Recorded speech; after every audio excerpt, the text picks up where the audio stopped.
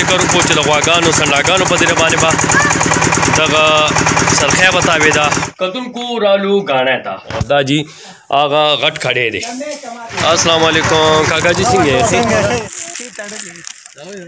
دا جي د شوتلو پټې څوک ورته رشکه وایي او څوک ورته شوتل وایي او دا د ګنو پتری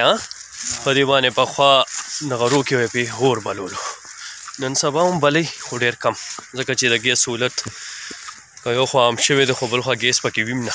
نو بیا هم خلک چې کم دی پتری ته محتاجه کېږي.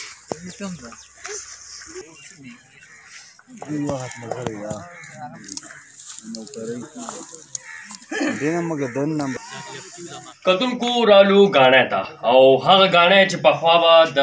سنډاګانو یا د غویانو په ذریعه باندې به هغه ګاڼی به تاوېده د هغې نه به جوس وتو هغه بیا دننه راتله طبخي ته به راغورځېده بیا به د هغې نه بعد د دغې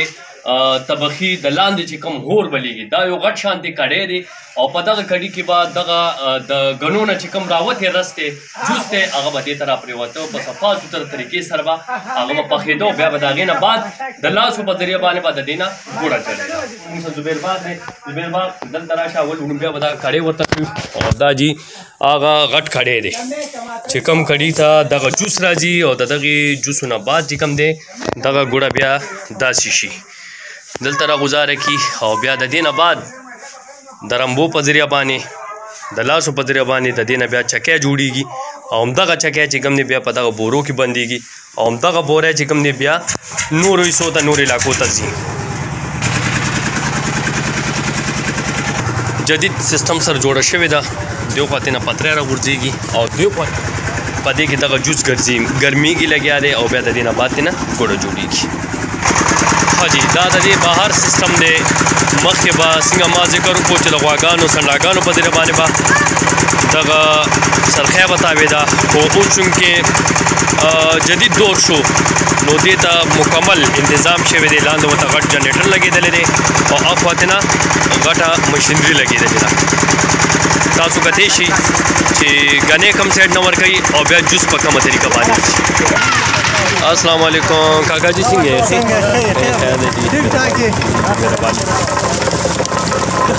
ها کاکا جي یو دور و چې غواګانو سنډاګانو په ذریعه باندې بیا هغه دغه به یې تاولو جوس به وتو هغه خو ډېره صحي وه که نه هغې کې مزه قدرتي خبره د هغې کې زیاته وه او دې مشینرۍ هر څه د هغې هغه مزه ختمه کړه. په دې خو به خرڅ هم ډېر راغلي په دغه مشینرۍ باندې په دې مشینرۍ باندې تقریبا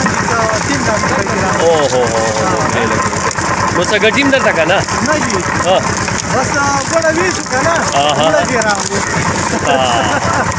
دا به خپل ځان لپاره خو ښه ده که نه دا ګنې کم یو ګنې دی تور دی سپین دی ښه پنجابي دی پنجابي تخم هم ولړه کړې او اوس هغه رواج شته چې ګنې د پاسه به م هغه جوله ولګوله یا هغه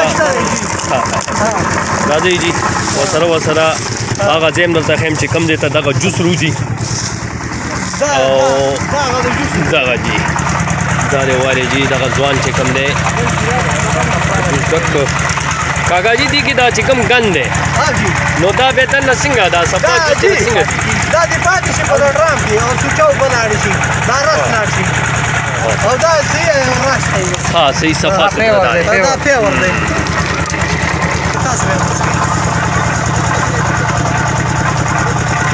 ها جي تاسو به وایئ چې یاره دې کې دا دومره ګن څه کوي نو دا د دې مشر وینا ده چې دننه کم یو جال لګېدلی دی نو د هغې په ذریعه باندې دغه ګن چې کوم دی دا بار پاتې شي او چې کوم صفا سوتره جوس دی نو هغه دننه لاړ شي هغه کړیچي ته لاړ شي. ها ها صحیح ده ها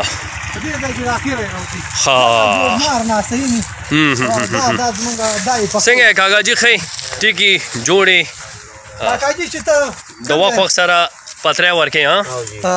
دا یعنې دا پیور شی دا دی جی جی په دې ځای کې هوا وځي او دا هغه ځای دی که نه چې دا ګیس وباسي د دې نه ما ویډیو کړې ده ښه ګوډ جي ډېر ښه ډېر ښه ډېر ښه جي ډېر ښه